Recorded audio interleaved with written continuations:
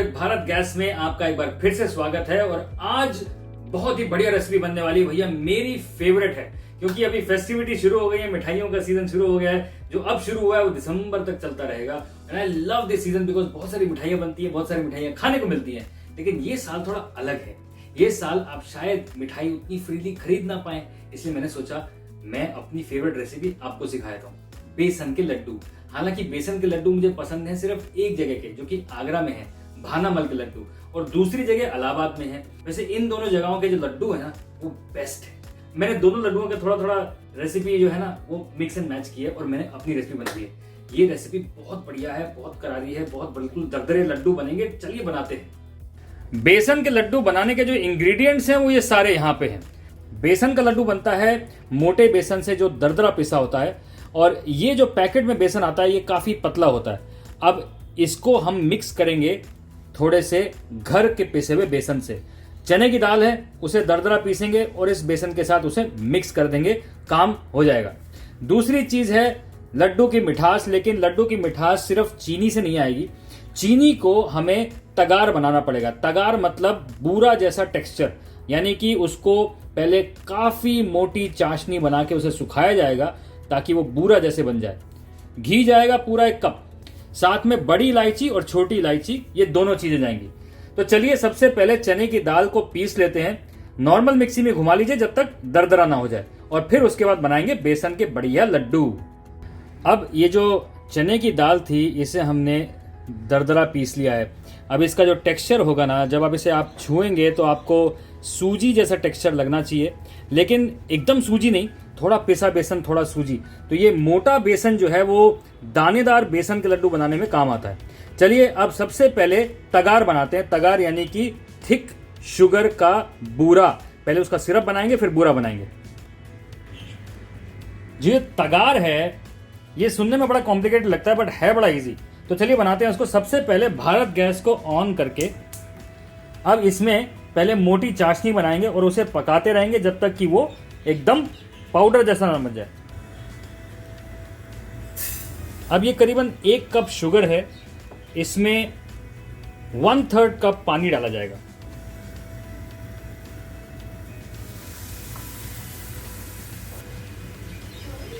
अब शुगर को अच्छे से मिक्स कर लेंगे और इसे पकाएंगे। पकाने से होगा क्या कि ये पहले मेल्ट होगी, फिर गाढ़ी होगी, और फिर साइड्स में चिपकनी शुरू हो जाएगी। एकदम बिल्कुल सफ़ेद सफ़ेद जिस तरह से ये चिपकनी शुरू हो जाएगी। इसे पकाते जाएंगे, डरिए मत, पकाते जाइए, क्योंकि वो बूरा जैसा टेक्सचर अगर हमें बनाना है तो वो ऐसे ही बनेगा। It is nothing but thick sugar syrup जो कि पैन के साइड्स में चिपकना शुरू हो जाता है। चलिए अब इसे अच्छे से पहले पिघला लेंगे, फिर वो स्टेज बाय स्टेज आपको दिखाता हूँ। जो ये तगार है ये बनना शुरू हो गया है। आप साइड्स में देख रहे हैं ये चीनी जो है ये जमनी शुरू हो गई है। इसे साथ साथ निकालते रहना होगा, नहीं तो ये पैन के साथ चिपक जाएगी।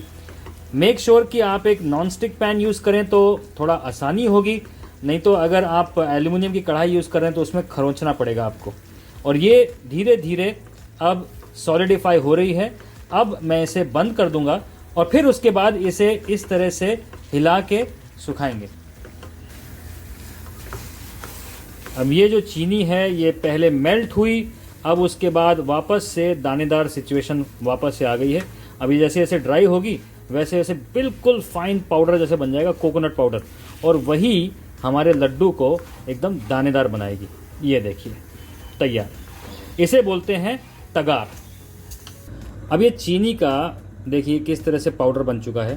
पहले इसका शुगर सिरप बनाया हैवी, फिर उसको सुखा लिया, फिर उसका हाथ से क्रश करके पाउडर बना लिया। अब बारी है बेसन भूनने की।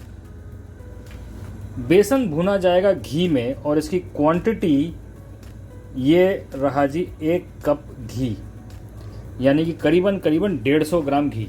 अब इस घी में ये जो दरदरा पीसा हुआ बेसन ये करीबन 250 ग्राम, ये इसे अच्छी तरह से भूना जाएगा। और मेन चीज़ जो बेसन के लड्डू में ये है कि उसे हल्की आंच में भूनना है। अगर बेसन अच्छी तरह नहीं भुना तो मुंह में चिपकना शुरू हो जाता है, बड़ा अजीब सा टेक्सचर आता है, इसलिए इसको हल्की आंच में आराम से भूनेंगे। बेसन और घी पूरी तरह से मिल जाना चाहिए। शुरू में आपको लगेगा कि घी ज़्यादा है, लेकिन जैसे जैसे बेसन भुनेगा वैसे वैसे आप देखेंगे कि ये बेसन जो है घी पीने लगता है। बेसन भूनते हुए कुछ इम्पॉर्टेंट टिप्स ये हैं कि बेसन बिल्कुल हल्की आंच में आराम आराम से भुनेगा, क्योंकि अगर तेज़ आंच पे आपने इसे पकाना शुरू कर दिया तो कहीं पे बेसन सिक जाएगा, कहीं पे नहीं सिकेगा। और मेन चीज़ इसके भुनने में ही है। जितना बढ़िया से ये लगातार भुना हो उतना ही बढ़िया इसका फ्लेवर आता है। अब आप देख रहे हैं कि घी जो था और बेसन जो था पूरी तरह से मिल गया है। बेसन को भूनते हुए मेन ध्यान रखना है उसकी आंच पे। अगर आंच तेज हो गई तो बेसन कहीं कहीं सिकेगा, कहीं कहीं नहीं सिकेगा और मज़ा नहीं आएगा। और दूसरी चीज़ है कि जैसे जैसे ये घी और बेसन भुनता जाएगा वैसे वैसे ये थोड़ा सा हार्ड होता जाएगा। अभी इसके अंदर वो जो चीनी का हमने बुरादा बनाया है वो भी आएगा, साथ में इलायची का फ्लेवर आएगा और बढ़िया लड्डू बनेगा।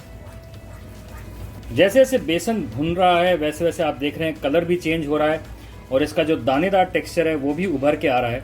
इसे हल्की आंच में कम से कम 8 से 10 मिनट लगेंगे, ये अच्छी तरह से भुनना चाहिए। और जैसे मैं आपको बताया कि अगर तेज़ आंच पे भुना तो कहीं सिक जाएगा, कहीं नहीं सिकेगा, और अगर धीमी आंच पे नहीं पकाया तो वो जो लड्डू का स्वाद है ना वो भी नहीं आएगा भैया। अच्छी चीज़ें हल्की आंच पे ही बनाई जाती हैं।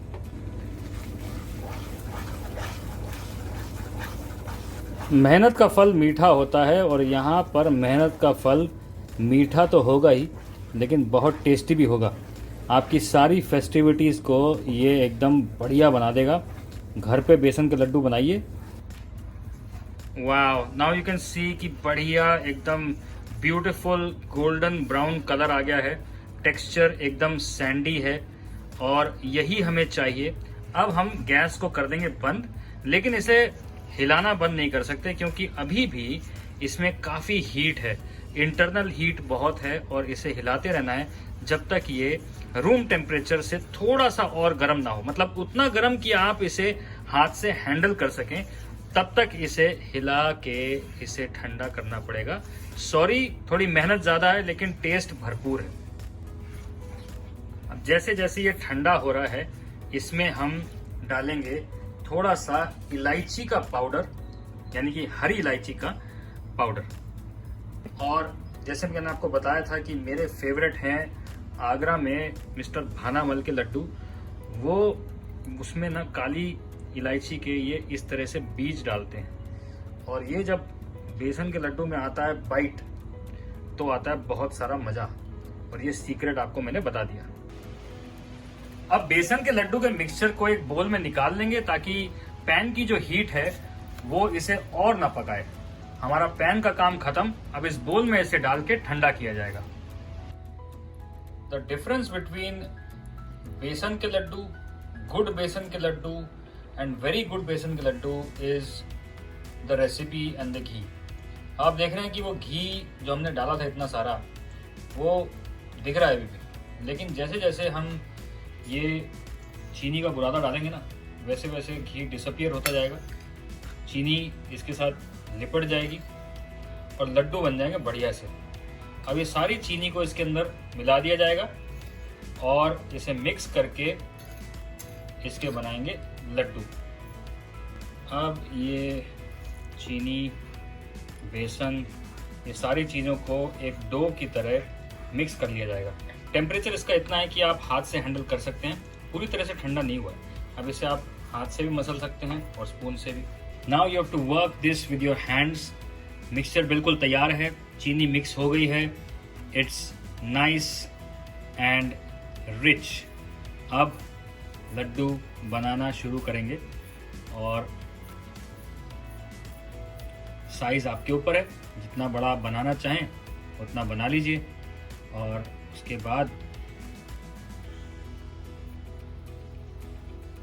इस तरह से घुमा के ये है जी बेसन का लड्डू तैयार। अब जैसे जैसे ये ठंडा होगा वैसे वैसे ये जो शाइन है ना वो निकल जाएगी। अब इसमें अगर आप चाहें तो मगज के बीज डाल सकते हैं, चॉप किए हुए पिस्ते डाल सकते हैं, चाहें तो प्लेन खा सकते हैं। चलो भाई, लड्डू हो गए तैयार, बिल्कुल शाइन मार रहे हैं। अभी थोड़े से ड्राई होंगे, बढ़िया हो जाएंगे एकदम कड़क, और इसे खाया जाए 1 घंटे के बाद।